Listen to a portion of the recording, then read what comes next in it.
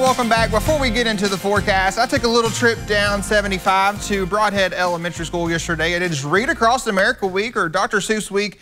We read about good old Dr. Seuss and talked some weather safety tips. So shout out to the Broadhead Elementary School third graders. They were wonderful and was very interested in learning all that the weather has to offer. Here is a live look at downtown Lexington thanks to our Hixson Funson cam. Shows the gray, the gloomy, the rainy conditions that we continue to be dealing with here as our Friday evening gets underway. We're at 61 now here into the metro and across central and eastern Kentucky.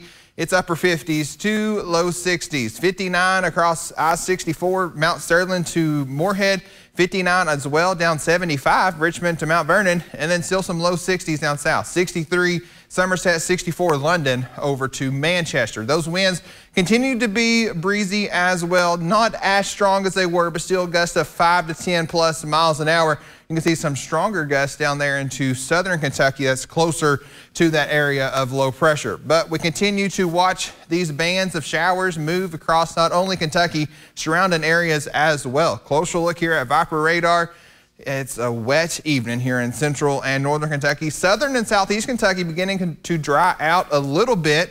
But let's take a closer look here at those showers right on top of the Nicholasville area down to Richmond, up through Harrodsburg, US 150, down to Bardstown, Lawrenceburg, Frankfort, Shelbyville.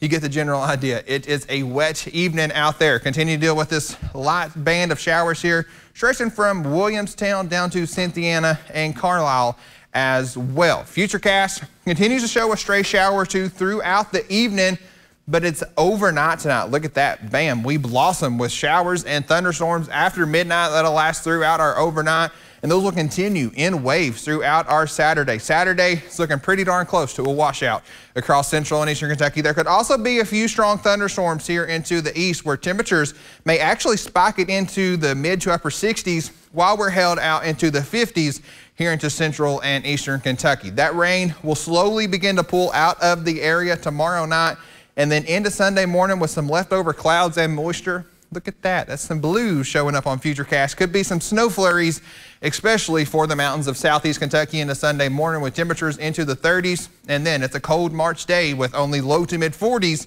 for afternoon highs. But as far as rainfall goes, this is still additional rainfall through tomorrow night. 1 to 2 plus inches is a possibility. So with the recent heavy rains, we could be looking at a local high water threat here or there. So be on guard for that. Those temperatures next week are going to improve by the day. Monday, we'll see plenty of sunshine and temperatures into the mid to upper 50s. Tuesday, we'll keep the sunshine going and we'll hit the low to mid 60s. And then Wednesday and Thursday is the warmest days. Still with sunshine and dry conditions Wednesday, mid to upper 60s, but we introduced the 70s once again by Thursday. The only change by Thursday is a scattered shower or thunderstorm is possible. Again, we want to continue to remind you it is daylight saving time tomorrow night. So before you go to bed, make sure you turn those clocks forward 1 hour, and it's also a good time to change your smoke alarm batteries. 7-day forecast shows once we get past tomorrow, it is a stretch, 4-day stretch of beautiful sunshine. Temperatures continuing to climb, upper 40s Sunday, mid 50s on Monday, mid 60s Tuesday, upper 60s Wednesday.